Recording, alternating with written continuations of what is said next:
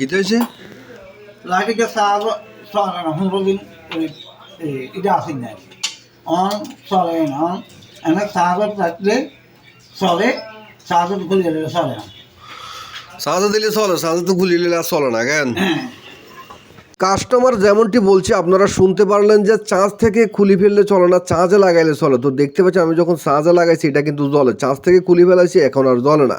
তো কাস্টমার মনে করেছে এটার ভিতরে তার তুর ছিঁড়ে গেছে। আপনারাও দেখেন কোনো তার তুর ছিঁড়ছে কিনা, কারণ এগুলো ভাই তার ছিঁড়ে না। কারণ হচ্ছে আপনি যদি এগুলো 10 দিন বা 15 দিন আপনি ঘরে রেখে দেন চার্জ না দিয়ে, বা যদি আপনি এটা চার্জ দিয়ে রাখেন তাহলে সমস্যা না, যদি আপনার চার্জ খালি করে রাখি দেন তাহলে কিন্তু সমস্যা।